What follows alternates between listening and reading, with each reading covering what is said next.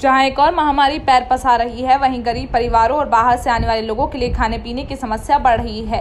जैसे कि महाराष्ट्र से आने वाले लोग प्रवासी मजदूर, उनका स्टाफ होता है 3 इमली चौराहा इंदौर, वहां पर बंद सारी होटलें, न पानी की व्यवस्था है न ही खाने की। इसी को देखते हुए कुछ समाज सेवी और थाना आजाद नगर टीआई मनीष डावर जी द्वारा प्रवासी मजदूरों, बसों से यात्रा करने वाले यात्रियों को 15 दिनों से भोजन वितरण कर रहे हैं। टीआई मनीष डावर जी द्वारा बताया गया कि जो बाहर से लोग आ रहे हैं, जैसे महाराष्ट्र 3 इमली चौराहे पर बसों की अदला बदली होती है, जिसकी वजह से यात्रियों को घंटा रुकना पड़ता है और आने खाने पीने की व्यवस्था नहीं मिल पाती, जिसको देखते हुए कुछ समाज सेवी संस्थाओं से जुड़कर उन्होंने राशन देकर भोजन सामग्री तैयार कराई और वितरण प्रतिदिन किया है। ऐसे समाज सेवी और ऐसे जनसेवक हमारे देश को बहुत जरूरत है। इंदौर से प्रश्नजीत चक्रवर्ती की रिपोर्ट। मैं अभी मौजूद हूँ आज़ाद नगर थाना पे, और आज़ाद नगर थाने पे यहाँ पे जो अपना जो सिपाही है, सिपाही से लेकर जो यहाँ पे टीआई साहब जो है, यहाँ पे बहुत गरीब लोग का जो मदद कर रहा है, और एक मदद करने वाला जो है यहाँ पे मनीष डावर जी है, उनसे थोड़ा सा बात करना है।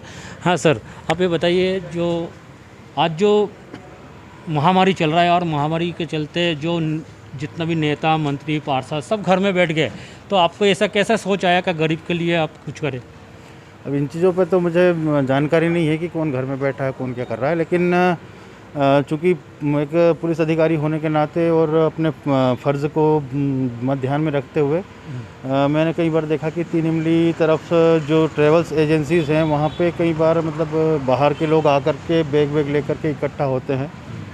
तो ट्रैवल्स एजेंसी वालों से पूछा कि भाई ये लोग कहाँ से आ रहे हैं, क्यों यहाँ पे बैठते हैं, और यहाँ पे वैसी माहौल अभी ख़राब चल रहा है इंदौर का।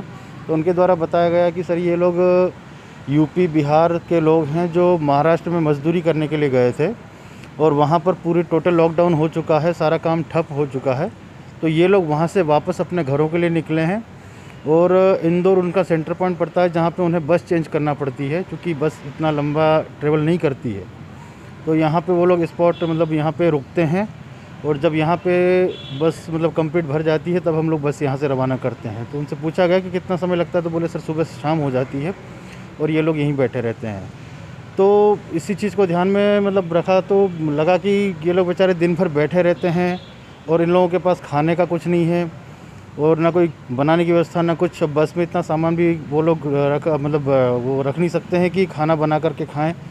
तो इसीलिए उनकी कुछ मैंने सामाजिक संगठनों से बातचीत की, और उनसे बातचीत करके उनकी कुछ मैंने सामाजिक संगठनों से बातचीत की, और उनसे बातचीत करके पूछा कि इनकी मदद हम कैसे कर सकते हैं। तो उन्होंने बोला कि हम लोग कई मतलब दिनों से काम कर रहे हैं, और इनके लिए राशन उपलब्ध करवा दें तो हम इनके भोजन की भी पूर्ति कर देंगे। तो इस प्रकार उनसे हम लोगों ने कोऑर्डिनेट किया, और आज 2 से ढाई सप्ताह हो गया है कि हम लोग रेगुलर जो बाहर से मजदूर आ रहे हैं महाराष्ट्र से अपने घरों को जाने के लिए, उनके लिए भोजन की व्यवस्था करवा रहे हैं। रोज़ कितने आदमी का भोजन का ये? रोज कम से कम 350 से 400 पैकेट भोजन के वितरण कर रहे हैं। तो ये कोई सरकार से आपको मदद मिल रहा है क्या?